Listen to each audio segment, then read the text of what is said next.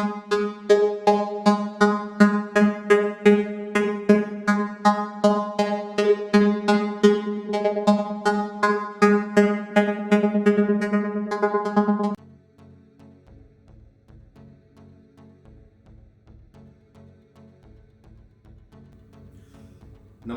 आदाब, सलाम, सत श्री अकाल जी। की हाल चाल है, कैसे हैं आप सब? उम्मीद है अच्छे हैं, फर्स्ट क्लास हैं। और फाइनली अब सेकंड कोविड के बाद मैं हूँ मालदीव्स में एक बार फिर से। जी हाँ, ये एक बहुत ही लंबा ब्रेक हो गया एक्चुअली। वर्क फ्रॉम होम था लेकिन ब्रेक हो गया। सो ऑलमोस्ट 3.5 months मैं गया था अप्रैल 17 को और अब जुलाई एंड में वापस आया हूँ। सो यू कैन अंडरस्टैंड कि एक छोटा सा एक 15 दिन का जो ट्रिप प्लान किया था वो कैसे इतने में कन्वर्ट हो गया because of Covid only. Because India में लॉकडाउन स्टार्ट हो गया था एंड उसकी वजह से मुझे वहाँ रहना पड़ा, बट वर्क फ्रॉम होम चल रहा था। Again I am back. So आज की वीडियो में मैं आपसे शेयर करना चाहता हूँ कि किस तरीके से मैं यहाँ तक पहुँचा, क्या क्या फॉर्मेलिटीज़ हैं, लेटेस्ट क्या क्या रेगुलेशंस हैं, क्या क्या आपको डॉक्यूमेंट्स चाहिए, क्या क्या अप्रूवल्स चाहिए। सो मेरे साथ भी एक बड़ा चैलेंजिंग सिचुएशन हुई, तो वो मैं आपके साथ शेयर करना चाहता हूँ। पहले तो टिकट मिलने में बड़ी मुश्किल हो रही थी क्योंकि बहुत एक्सपेंसिव है। जुलाई में बहुत एक्सपेंसिव थी और मेरा जुलाई में आना बहुत ज़रूरी था क्योंकि 15 अगस्त से ये मालदीव्स ने बॉर्डर ओपन कर दिए थे साउथ एशियन कंट्रीज़ के लिए, जो कि इन्होंने अप्रैल में क्लोज किए थे। तो फाइनली जो टिकट मिली वो काफ़ी एक्सपेंसिव थी, लेकिन ठीक है, मैनेज किया एंड मैं यहाँ तक पहुँचा। अभी फ़िलहाल क्वारंटीन में है 14 डेज़ बिकॉज मैंने एक ही वैक्सीनेशन लिया है। अगर दोनों डोज होते तो शायद 3 या 4 दिन का कुछ क्वारंटीन होता, बाकी फ्री रहते। ठीक है, चलता है।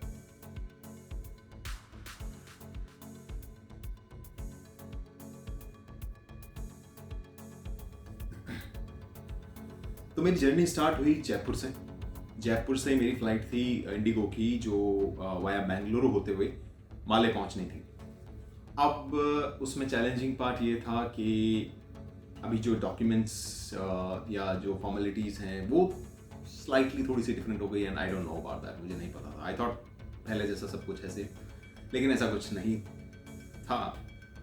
तो मैं जयपुर पहुंचा in the morning around 8:30-9 o'clock। तो वहाँ पे मुझसे डिमांड किया गया एक तो नेगेटिव PCR जो मेरे पास था। इसके बाद में वर्क परमिट, जो as usual I am on work permit, so उसकी कोई टेंशन नहीं थी।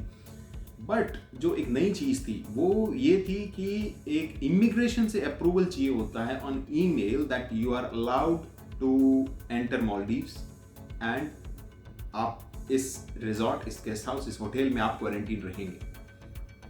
ये कुछ नया था मेरे लिए, जो मुझे नहीं पता था।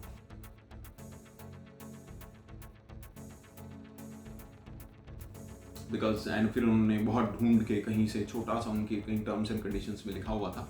So I don't know about that. हो सकता है आप लोगों को पता हो, अगर नहीं है तो ये बहुत ज़रूरी है।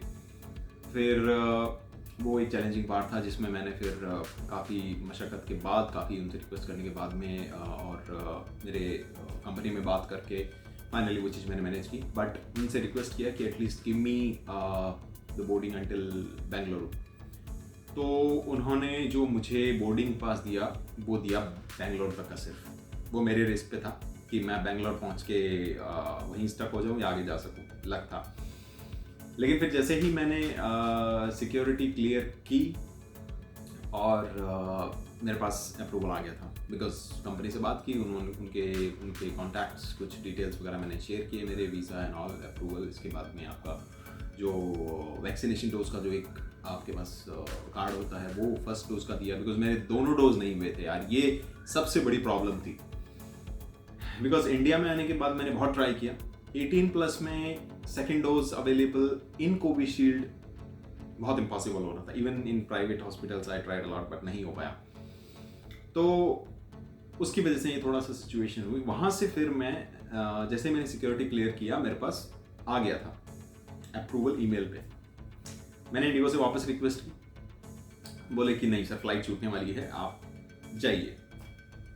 नो इश्यूज, फ्लाइट की तरफ बढ़े, वहां से बेंगलोर तक फ्लाई किया।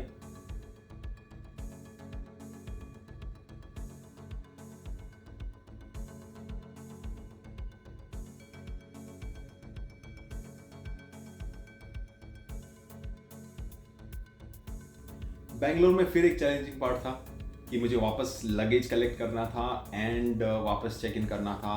बट इसमें सबसे बड़ी जो चीज़ थी वो थी टाइम, बिकॉज मेरे पास टाइम बहुत कम था। ओनली 1.5 आवर, आई थिंक 1 घंटा और 50 मिनट्स कुछ था, 1 घंटा 50 मिनट का जो ले ओवर था उसी के बीच में, बिकॉज इंटरनेशनल फ्लाइट थी, आपको बहुत ज़्यादा टाइम चाहिए होता है।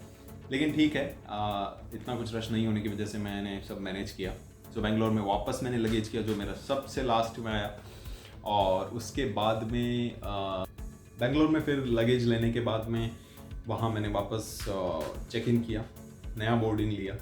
उन्होंने भी वही सारी चीज़ें मांगी, नेगेटिव PCR मांगा, वो जो ईमेल जिसका इश्यू था इमिग्रेशन से वो उन्होंने मांगी, और एज यूजुअल वर्क परमिट वगैरह सब था। वहाँ से फिर मैं कलेक्ट करके गया इमिग्रेशन में।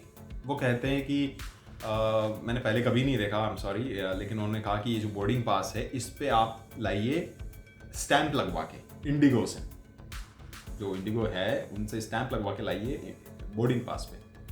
मैंने भी नहीं पूछा क्यों, फिर वापस नीचे आया, काउंटर पे गया, उनसे बोर्डिंग पे स्टैंप लगवाया एंड सारा प्रोसेस फिर से हुआ। और फिर सिक्योरिटी क्लियर करके फाइनली मैं माले पहुंचा। माले पहुंचने के बाद भी कुछ सीन थे। माले पहुंचने के बाद मुझे इमिग्रेशन में थोड़ा सा टाइम इसलिए लगा क्योंकि जो अप्रूवल मिला था ईमेल पे इमिग्रेशन से, इनकी लिस्ट में वो नाम अपडेट नहीं हुआ था। तो उसकी वजह से उन्होंने कहा कि सर आपका नाम तो नहीं है महोदय इस लिस्ट में, तो हम आपको नहीं जाने दे सकते हैं। मैंने कहा यार ईमेल पे अप्रूवल है मेरे पास। मैंने उनको दिखाया और उन्होंने कहा कब करवाया था ये अप्रूवल। मैंने कहा आज ही मिला है मुझे। तब उनको लगा कि हाँ शायद ये लास्ट मोमेंट के कोई चेंजेस हैं। फिर उन्होंने दोबारा से वो चेक की और मेरा नाम उसमें अपडेट करवाया, रिफ्रेश किया लिस्ट को। तो वहाँ भी मुझे करीबन आधा से पौन घंटा, मुझे अराउंड लाइक 45 मिनट्स मुझे इमिग्रेशन में लगे। मेरी वजह से काफ़ी लोग स्टक भी थे। उसके बाद फाइनली मैं क्लियर हुआ, चैन की सांस ली और फाइनली फिर रिजॉर्ट पहुँचे। रिजॉर्ट पहुँचते ही क्वारंटीन का सिलसिला शुरू हो गया।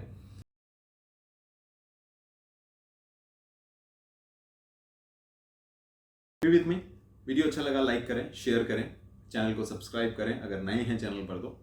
और thank you so much for your love and खुश रहिए। जय हिंद।